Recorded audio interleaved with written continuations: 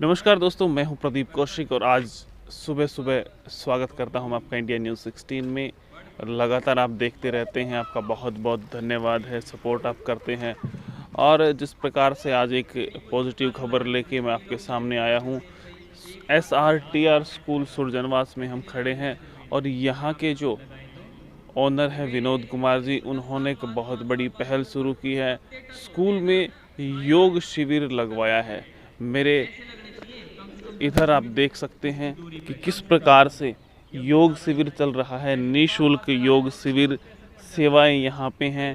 इनके पिता श्री श्री लाल सिंह यादव जी की पुण्यतिथि के रूप में आज यहाँ पे योग शिविर का कार्य चल रहा है, जिसमें आप देख सकते हैं काफ़ी संख्या में लोग यहाँ पे योग कर रहे हैं। और कह सकते हैं कि एक बहुत अच्छी पहल शुरू की है। नीलेश मुदगिल जी ने यहाँ पे योग करवाने का कार्यभार संभाला है और 5 दिन का योग शिविर रहेगा।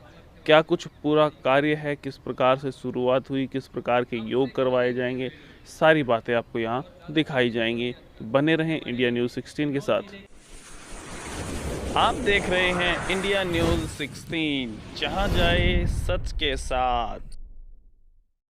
तो जैसा आपको बताया था कि SRTR स्कूल सुरजनवास में हम आए हैं और यहाँ पे योग 5 दिवसीय योग शिविर चला हुआ है। पीछे बैनर देख सकते हैं और इनके पिताजी की पुण्यतिथि पर ये शुरू किया गया है विनोद कुमार जी ने।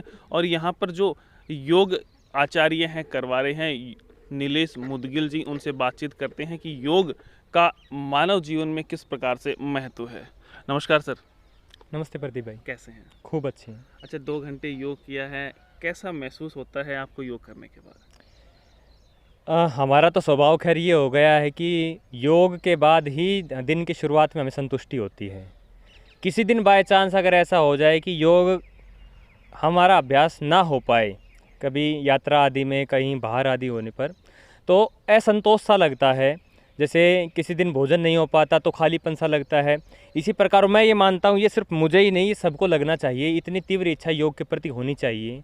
ये ऋषियों की गाथा है, वेद का आदेश है। और आज तो सारी दुनिया 21 जून के बहाने से पूरी दुनिया अब योगमय होना चाह रही है। ये उनकी इच्छा है, क्योंकि योग में जो परिणाम दिखे हैं उसके बाद दुनिया ने देखा योग जैसा विकल्प अब को है नहीं।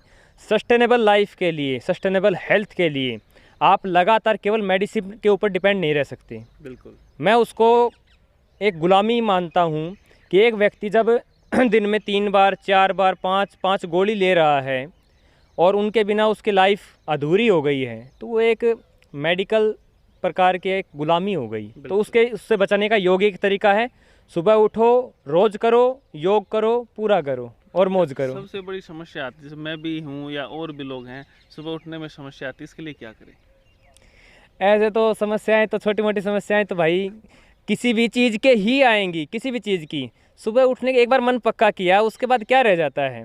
और कोई भी व्यक्ति कोई विशेष अचीवमेंट, उपलब्धि प्राप्त करना चाहता है या कुछ भी बड़ा प्राप्त करना चाहता है, तो छोटी मोटी हर्डल से तो उसे अपने आप ही पार पाना पड़ेगा। और समस्याएं ना आए तो तब तक चुनौती का मज़ा क्या। तो अगर किसी की जल्दी उठने की आदत नहीं है, मन पक्का करे। मन से ज़्यादा ताकतवर चीज़ इस दुनिया में कोई नहीं बनी, ना कोई मशीन, ना कोई दवाई। मन इतना ताकतवर है, मन से ही रीत प्रीत, मन से ही शांति गीत, मन से ही कलह है, मन से ही दंगा है। तो मन जो ताकतवर चीज़ है, एक बार मन पक्का कर लिया और मन को अपने साइड में कर लिया, तो सुबह उठने की कोई बात ही नहीं रह जाती। तो यहाँ पे शुरू किया योग शिविर, किस प्रकार से विनोद जी ने आप लोगों को कहा, कैसे कॉम्बिनेशन बना? दरअसल SRTR स्कूल जो है, शहीद राव तुलाराम स्कूल, यहाँ अपने गांव सुरजनवास में भाई विनोद जी से बड़ा पुराना परिचय है। और आदरणीय प्राचार्य जी जो हैं यहाँ हमारे विजयपाल जी, उनके माध्यम से भी हमारे सत्संग आदि के, हवन आदि के काफ़ी कार्यक्रम होते ही रहते हैं। तो यहाँ परिवार से हमारा जुड़ाव काफ़ी लंबे समय से है। मैं वार्षिक रूप से यहाँ पर हवन करने के लिए भी आता रहता हूँ। बच्चों में अच्छे नैतिक संस्कारों के लिए भाई विनोद जी काफ़ी प्रयास करते रहते हैं। योग के लिए भी बीड़ा उठा के रखते हैं।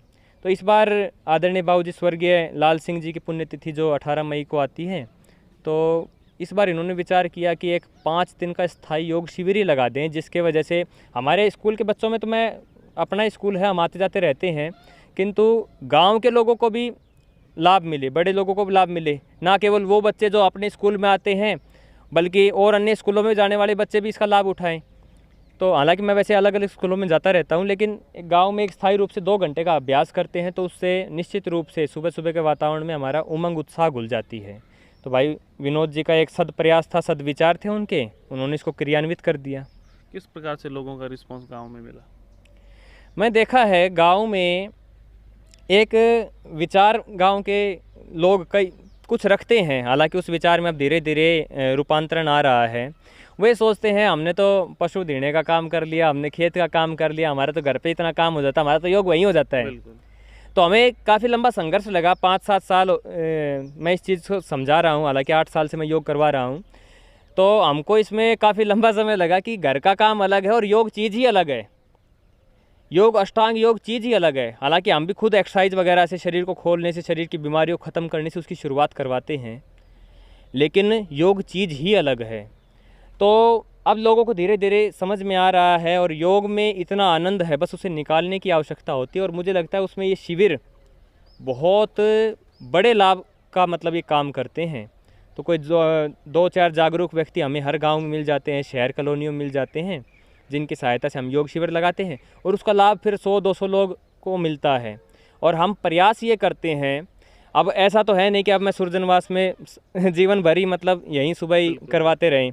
हम 5 दिन प्रयास करते हैं, फिर और किसी जगह पे डेरा लगाते हैं, 5 लेकिन दिन में कोई ना कोई तैयार हो जाता है करवाने। हाँ, अच्छी बात यह है कि गांव के ही लोगों में इतनी रुचि जग जाती है, वो खुद कहते हैं कि हमें तो ये रोज़ करना ही करना है। फिर 5 दिन के पश्चात गांव के ही उनमें से कोई, हम किसी अच्छे व्यक्ति से उनकी अनुमति लेकर हम वो स्थायी कक्षा का प्रबंध कर देते हैं। फिर वो गांव का एक अच्छा भला हो जाता है, उसके कुछ पुण्य हमें लगते होंगे तो लगते होंगे, नहीं तो हमें तो आनंद आ ही रहा है। बिल्कुल, बहुत बहुत धन्यवाद सर। धन्यवाद प्रदीप। तो अब हमारे साथ हैं विद्यालय के मेन व्यक्ति और यहाँ पे योग शिविर करवाने के लिए जिन्होंने आग्रह किया, नीलेश जी से, वो हमारे साथ मौजूद हैं। विनोद जी, उनसे बातचीत करते हैं। नमस्कार सर। नमस्कार। सबसे कैसे हो पहले सर? बढ़िया। तो जिस प्रकार से आज 2 दिन से मैं देख रहा हूँ आपने योग शिविर करवाया, आप गौशाला में भी गए, कई जगह पे आपने कार्यक्रम किया है, तो लोगों के पास समय नहीं होता इस प्रकार के कार्यक्रम के लिए। जिंदा माँ बाप को लोग घर से बाहर निकाल देते हैं, उसके बावजूद आप पिता को इतना याद करके समाज सेवा में लगे हुए हैं। किस प्रकार से मन को आप कर पाते हैं? ये सब चीज़ें माँ बाप के संस्कार से आती हैं। बचपन से मुझे मेरे पूजनीय पिताजी स्वर्गीय श्री लाल सिंह यादव से ये सब चीज़ें, उनके जीवन को देखकर, उनके जीवन से प्रेरणा मिली। एक समाज सेवा सबसे बड़ी सेवा होती है और जिन प्रयासों से उन्होंने इस शिक्षा के क्षेत्र में एक अज्ञान के अंधकार को मिटाने के लिए जो स्कूल उस टाइम 1992 में उन्होंने अपने प्रयासों से एक खड़ा किया था, 2011 तक उन्होंने इस विद्यालय को सुचारू रूप से चलाया। 2011 में वो हमारे बीच नहीं रहे। उसके बाद ये जिम्मेवारी जो हमें मिली है, हमारा पूरा प्रयास है, पूरे SRTR परिवार का प्रयास है कि जो सपना मेरे पिताजी ने देखा था, हम सब मिलकर मेहनत से उसको पूरा करें। सर, जिस प्रकार से योग शिविर लगाया, कैसे मन में विचार आया कि भाई यहाँ पे योग शिविर का हम आयोजन करें? ऐसा है, आज समाज को कुरीतियों से बच्चों के संस्कार गिरते जा रहे हैं। ये सब चीज़ें जब देखते हैं तो दिल में बड़ा दुख होता है इस बात का कि शिक्षा के साथ साथ अगर बच्चों को संस्कार दिए जाएं, अच्छे संस्कार दिए जाएं, तो एक अच्छे समाज का ये निर्माण कर सकते हैं। और उसके लिए बच्चों का चरित्र निर्माण, स्वास्थ्य निर्माण, ये सब ज़रूरी है। तो कल 18 मई को मेरे पूज्य पिताजी की पुण्यतिथि थी। उस पर मैंने भाई नीलेश जी से आग्रह किया कि हमारा ये विचार है कम से कम 5 या 7 दिन का योग शिविर हमारे विद्यालय में, गांव में लगाया जाए, जिससे बच्चों को शारीरिक शिक्षा, मानसिक शिक्षा, बौद्धिक शिक्षा इस शिविर के माध्यम से हम दे सकें। आप भी लगातार अब 2 दिन से योग कर रहे हैं, तो कैसा लगता है योग करके?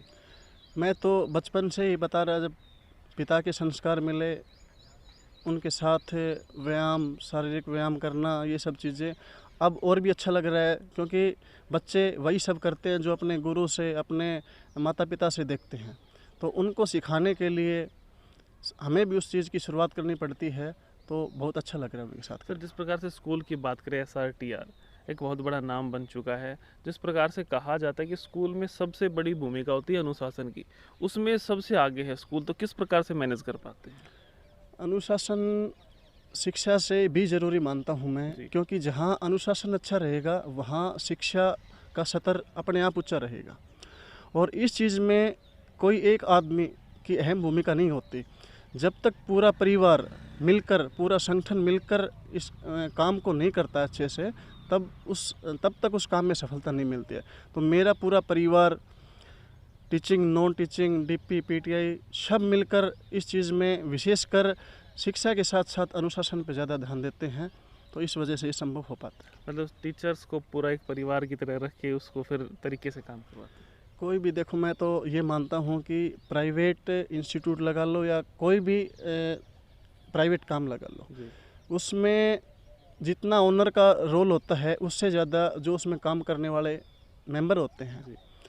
जब तक उनको एक परिवार की तरह ट्रीट नहीं किया जाएगा, एक परिवार की तरह उनको प्यार नहीं दिया जाएगा, तब तक वो इंस्टीट्यूट आगे नहीं बढ़ सकता, तरक्की नहीं कर सकता। तो जिस प्रकार से जैसे पता चला था भाई गाय की सेवा के लिए आप आगे आए हैं, कूलर आपने भेंट किए हैं, तो किस प्रकार से वो मन कैसे बनाया कि भाई इसके साथ साथ वो भी किया जाए? गर्मी, जिस प्रकार से गर्मी बढ़ रही है, गाय पशु है लेकिन आत्मा, जीव उनके अंदर भी है।